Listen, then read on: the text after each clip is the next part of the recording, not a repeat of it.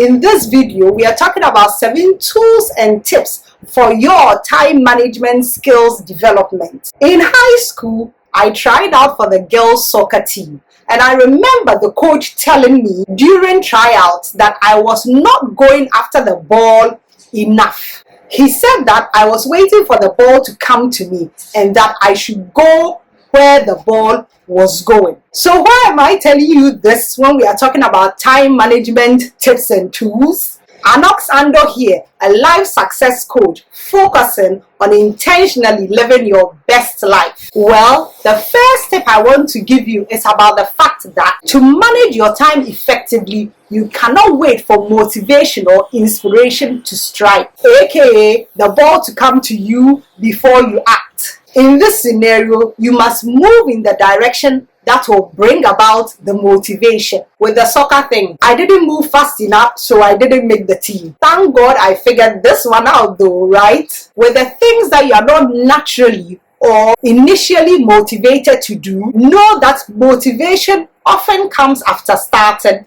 and not before. This is because action builds momentum and momentum action. They fuel each other. This has been a game changer for me, honestly, because having experienced this over and over again, it is so much easier for me now to get things started, even when I don't feel like doing an activity, because I know that with my action, what will happen? Motivation will follow as long as I keep at it. The second tip is to ensure that your activities are broken down well enough that it doesn't take a lot of effort to get started. Make getting things done easier by making checklists and templates for all your routines and repetitive tasks. This is one of my favorite ways to get things done faster. I have templates for my calendar, my shopping list, and design work, for example. I have checklists to keep track of the many different self-development trainings that I'm doing. Creating low levels of difficulty and easier ways of getting things done aid in their consistent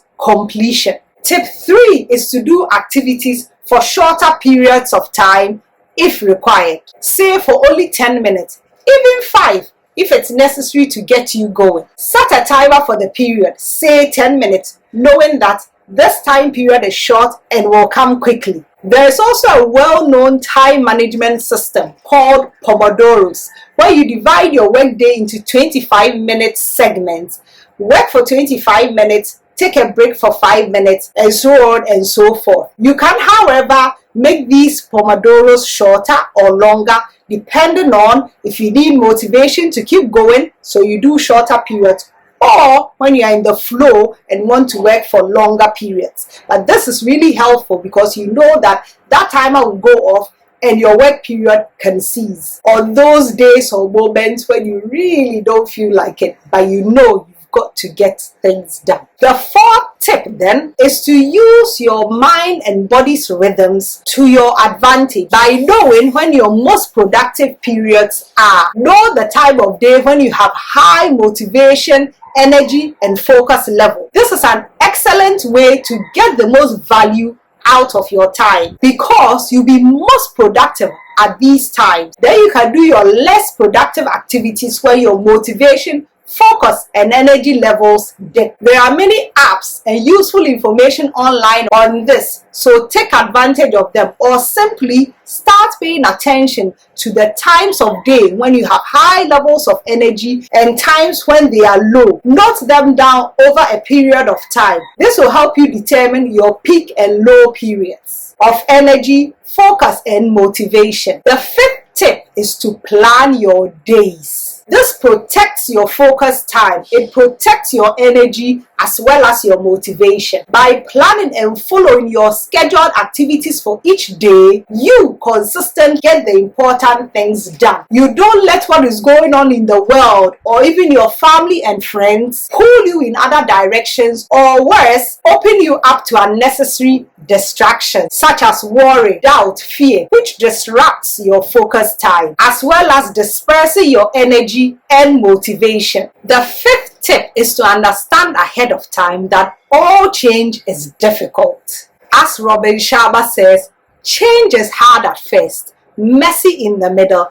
and beautiful at the end. Armed with this knowledge, you know what to expect ahead of time. So when you are having a difficult period, know that it's not just you, or it's not that you are not doing something right. It's generally part of the process. When things start to get tough and messy, keep your head up, trust the process, and persist. This is what will allow you to come out at the next level successfully. Think back to anything you've achieved that was not easy at the beginning, but you were eventually successful at it, and you will see what I mean. The 7th tip is for in case you go off track. If this happens, do not berate yourself. Do not indulge in negative self-talk, your lack of discipline, or weaknesses, or I told you so's. This is just a wasteful way to spend your time, aka quadrant 4. Reset by recommitting to your activities and just get back on track. This is key to your self-image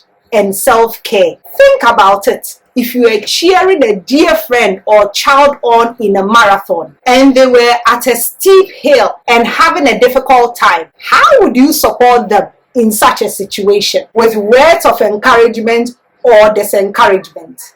Encouraging words, of course, so do the same for yourself. Pretend you are that dear friend or child and cheer yourself on with all the encouraging words you can master. An exercise I love to do in such moments is to look at myself in the mirror and tell myself all my past successes, all the things I have overcome, all the things I'm grateful for, all the things that are undeniable truths about myself. For a good 3 to 5 minutes, just having eye contact with myself in the mirror while smiling. This is a very simple exercise, but very powerful in reminding you of all you have overcome and all the great things you can do and all the potential that is still in you. The bonus tip is to use Robin Sharma's 90-90-1 rule. The rule asks that for the next 90 days,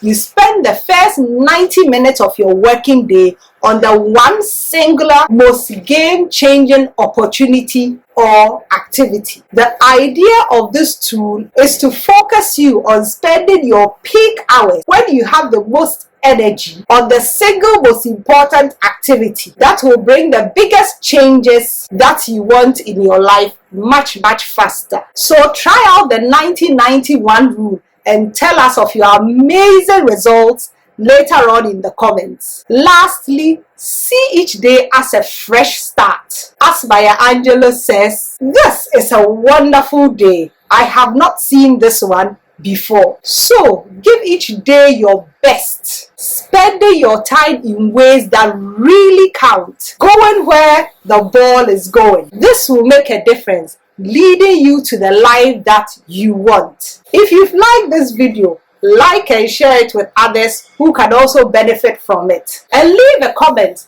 letting me know what you like, because this is helpful to me determining what other videos to make for you. Check out these other videos I know you will like too, and make sure to hit that notification bell after subscribing.